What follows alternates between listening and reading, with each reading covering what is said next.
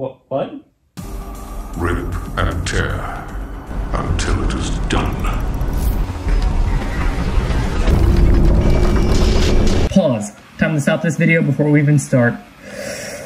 There's one zombie to the door, another to the left, and a third to the right. 16 shotgun shells would normally be more than enough to kill all three of these twinks, but it's never that easy, is it? The first thing I did was waste my ammo. Normally this would be pretty useless, as anytime you run out of ammo, Doom Guy would automatically switch to another weapon, and after that is Chainsaw, regardless of its fuel. But we don't have either of those things yet, so when we run out of ammo, this happens. It's glorious. For the same reasons I mentioned above, this animation is completely unique to this room. In fact, I'm probably the only person who has ever seen this, because the only people who could trigger it are toddlers and the terminally blind. He's right there. No, Dad, you're shooting the seat. What are you doing? Just take off the blindfold. This isn't even, just come on, take off the blindfold. No. They're right there. Take off the blindfold. I'm sure you've started to notice by this point, but these zombies have been here for a little while now. I've actually sped up the footage and cut lots of it out, but this is still going to take a while, and here's why. This is my makeshift weapon screen. Notice the only one we have available at this time is the common love tap. Its range is just about as far as Doom Guy's weak femboy arms can reach, and the damage reflects that. As for its utility, it gives you a slight lunge forward and locks onto the nearest enemy, which is alright, but this is going to cause a lot of problems later on. Are we done yet?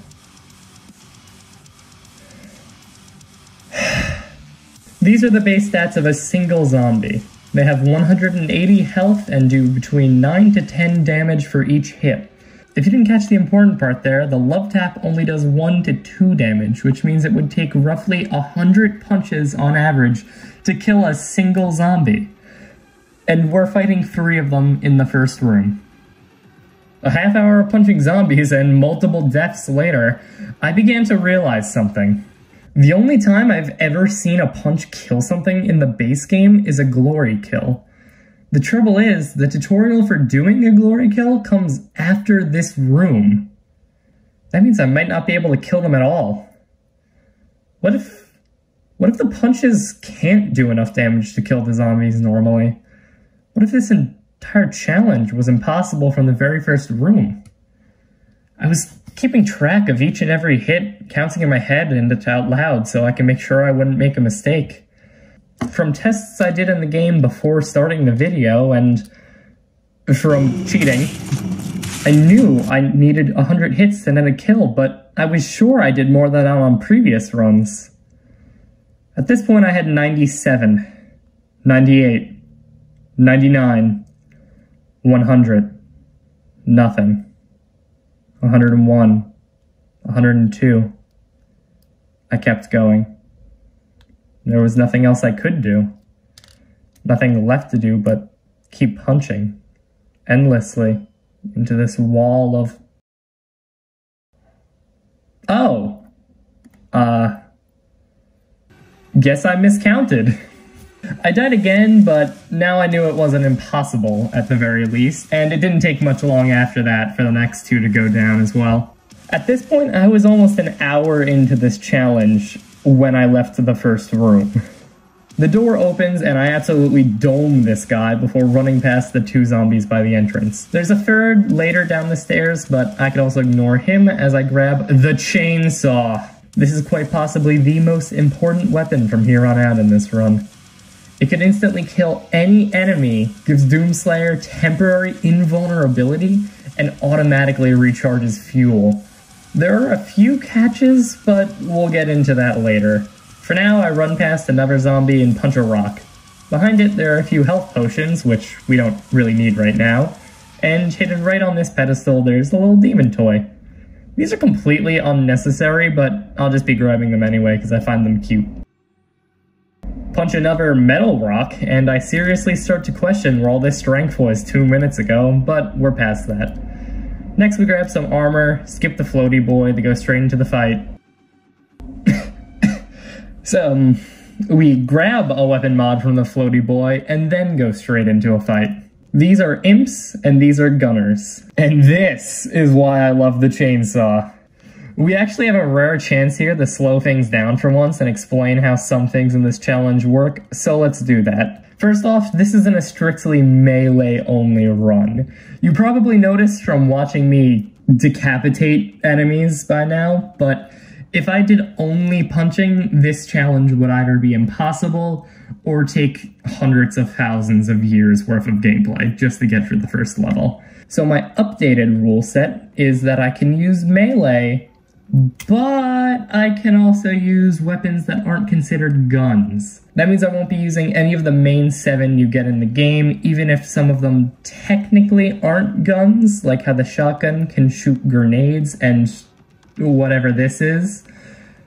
I'll just be sticking to the more classic stuff, which we'll get into a bit later.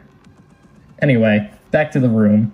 There are around 30 enemies in here, between imps and gunners, split about half and half, and from this point on, you'll usually see some zombies mixed in with normal enemies as well. I say normal enemies, though, because they aren't exactly the same type of enemy. Let me explain. In traditional Doom, there are 3 classes of enemy types: fodder, heavy, and super heavy. Fodder enemies, like these 2 guys, are generally the weakest. They have low health, mediocre damage, and most players either can kill them with a stray grenade, just ignore them, or use them as, well, chainsaw fodder. Heavy enemies are a bit different. We haven't seen one yet, but all you really need to know for now is that they take 3 full bars of chainsaw ammo to kill, whereas fodder only take 1. This means that anytime we run into a heavy enemy, we have to have max chainsaw ammo, or else we won't be able to kill them. That means we have to prepare for heavy enemies in advance. Super heavies, on the other hand, are outright immune to the chainsaw, but they come much later in the game, and by that point we will definitely have other ways of dealing with them. I mentioned that there are 3 classes that Doom recognizes, but I actually made up a type of my own, called sub-fodder. Basically, the name says it all. I consider sub-fodder enemies anything weaker than fodder, which is basically just Earth zombies and the Hell Zombie reskins. By the game's internal standards, these guys are basically just fodder, but to me, they have one big difference. In some stages, like this one, they spawn endlessly. This is because as the game progresses, imps, gunners, and especially these guys go from a difficult hell horde to basically just free ammo and health. So it's effectively a way to prevent players from running out of ammo entirely and getting soft-locked. Now I hope all this talk of fodder enemies and lesser fodder enemies isn't making you embarrassed to see that I'm still stuck on this level. After all, those classifications are mainly used when, you know, you can use a gun. Looking at their actual stats for this run, it's a bit more humbling. Now, imps have not the best health, actually being the same as a regular zombie, but don't let that fool you. At this point in the game, I can either punch or one-shot, and there is no difference between having 180 HP and 180,000 HP when I could kill you in one shot. The damage, though, is... yeah, okay, no, it's also pretty bad. But they do have a redeeming quality. The reason that these little lovable bastards are so annoying is because that 4 to 12.5 damage is all ranged attacks. These guys will almost never get close to you willingly. They stay at a mid to long range and charge up fireballs to shoot at you. Alone, this isn't much like at all, but they're always more of a support class. And considering I'm fighting 15 of them at once, the damage stacks pretty fast. Zombie gunners, on the other hand, are basically just upgraded imps. They have more than twice the health, but like I said, at this point, that doesn't really matter. Damage-wise, though, they do much better. They do have the same basic idea of the imp in that they stay at a range and fire quick and charged shots. Unlike imps, gunners aren't really afraid of getting too close to you, which makes them a lot easier to run down and, you know, shish kebab. It's especially easier considering the fact that their trade-off for having a lot more HP and damage is that they are much slower and barely able to move. especially compared to the imps, which effectively play like Falco at a melee tournament. Since we have so much of it, we can actually take advantage of bomb barrels here. To use these, you just have to learn some enemies and hit it just right. Now that the room is almost clear, we could top up on health, jump over a couple more zombies, remember to pick up that gas can that I almost forgot about again, and open the door. Congratulations, we just beat the tutorial. I spent some time looking for anything useful before heading into this building. Once again, we could jump past the floaty boy, but this time we could actually get past it, and grab something called an auto map, which is going to be somewhat useful. After aggressively punching another rock, and before the actual level starts, if you jump up and to the right, there's this little cove with a Doom Guy doll that I find charming in it. Let's look at him. He's happy.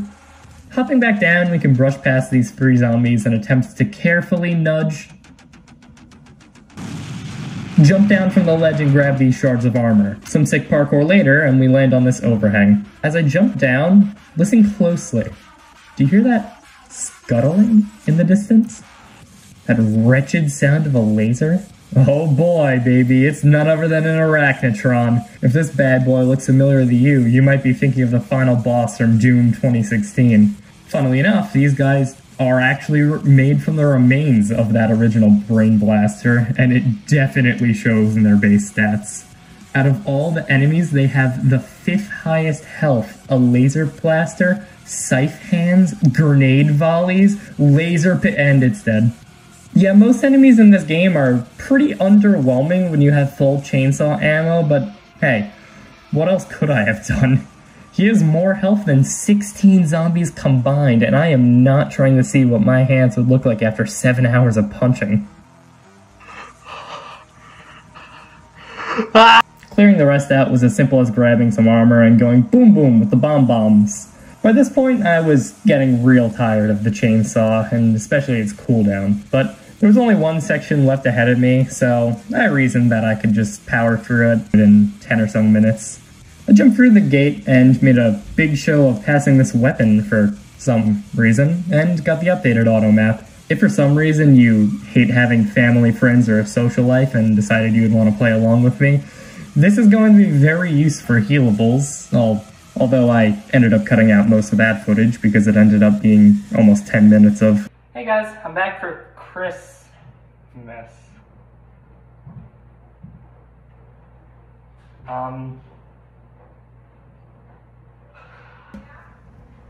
Wait a second. I'm in Detroit! I feel like this first area has been taking forever, but as I jumped over these 3 zombies, it's hard not to realize how far we've come. Not too long ago, seeing 3 zombies was almost enough to make me quit the challenge altogether, but now we can just ignore them like they're nothing. Especially with this hidden armor now, it's almost like nothing can stop us. A few imps tried to block my path, but I ran past them easily. There was some infighting on this platform, but I had a bigger target to worry about. There was another arachnotron in the plaza, so I grabbed my second gas can and turned around to get the third. It should be just past these enemies and in this room. I mean this room. Maybe I was wrong? I tested this area before, No, I had to have just missed it. I ran outside and snuck onto the ceiling. Nothing. Even behind the wall there was just a doll, which... I mean, it's cute and all, but you can't slay a dragon with these stubs. I had to have missed it earlier. I studied this game inside and out. I knew every corner, every crevice, every pixel of this level.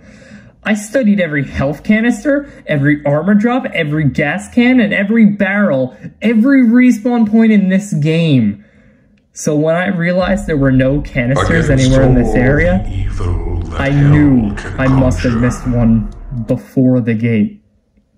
So I was forced to restart. So let's go through this again. Zombies, doll, murder, more murder, pick up the gas can. Realize you picked it up too early. Cry. Do it again. Boss fight. And we are back before the first Arachnotron with only 2 fuel canisters in hand. There's only one in the chasm below where you fight it, and we know from our last restart there's only one on that patio near the plaza. No matter how you break it down, I won't have enough ammo to kill both of the Arachnotrons. This would mean having to punch the Arachnotron almost 1,000 times without dying once, or I'd have to restart the entire fight. To put that into perspective, the 3 zombies took nearly an hour of trying to beat. Even by my best estimates, this would take me upwards of 3 hours to beat. And even if it is theoretically possible to kill it, it hits back fast enough to ensure that every punch I hit it, it deals 9 damage back, making it impossible to ever win. That would mean the only way to kill it would be to take these little boosty boys and punch it on the head, only to wait for it to get back in the position to do it again, which would take even longer. So that's it. It's impossible to beat Doom with only melee. Or is it? You see, I forgot to bring up something earlier. The barrels. Before this, they were really only useful for taking out a zombie or 2, but in the first area where you fight the Arachnotron, there's 4 of them. It's impossible to know exactly how much damage one of the blasts deals because the Doom Eternal wiki is very incomplete and I can barely find any information as is. But still, I knew that they did at least enough damage to one-shot a gunner, which means it had to do a minimum of 300 damage for every point-blank boom. That would still put me a few hundred HP below killing it, but this is just an estimate based off of the minimum. Hypothetically, they could do 400, maybe even 500 damage, and the only way to find out is to try. I kicked one barrel over to another and crowded a bunch of enemies around. I could ignore them for the most part, as they don't really do much besides impede my attempts to attack the big guy. I'm not gonna sugarcoat it any longer. I tried and failed. A miss shot from an Arachnotron accidentally fired off the barrels before I could even get it in range.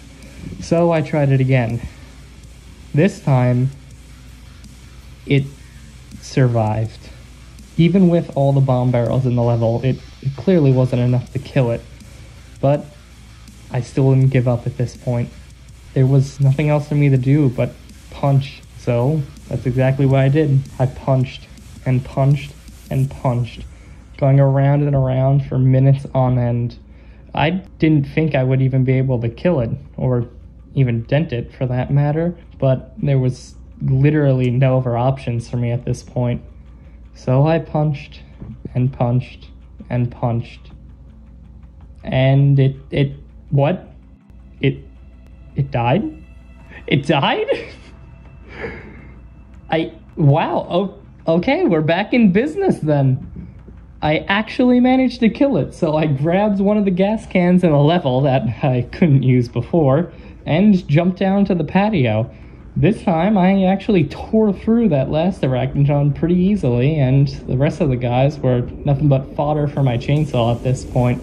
It was real easy from there to jump down into the subway and take out these guys. The wall cannons were annoying, but you could actually just walk past the Arachnotron in the subway system, which was a godsend for me after these last hours. And I managed to pick up another weapon upgrade station. This isn't much, but further down there is the frag grenade, which is going to be a godsend for completing this level. At the end of this subway system, there's just this little building to the side with a bunch of normal enemies. They introduced the Kako Demon in this section, which is a little flying dude that can shoot lasers and bite you. He's kind of a mascot of the series, but considering that, he's actually not that strong.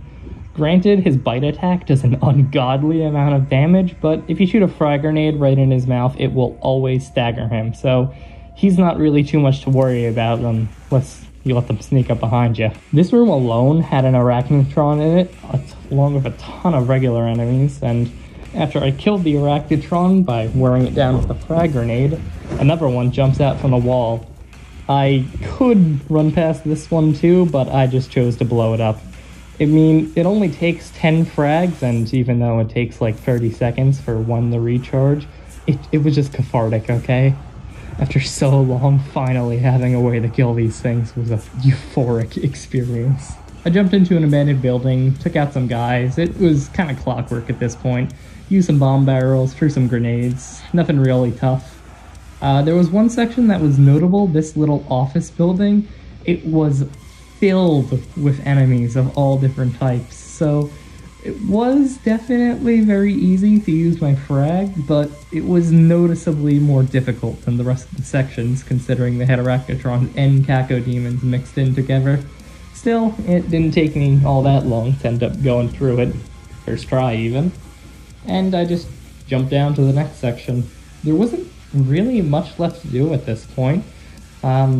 The only other noticeable thing were they introduced the tentacle demons, which, yeah, so I didn't really care about them particularly. Other than that, the rest of the level was surprisingly just a blitz to the finish line, and all things considered, things were looking up for me, and with that, I actually managed to beat the level. Granted, it was only the first level, but I did it, and things only looked up from here. So, with that, I finally put down the controller, and, well, called it a day.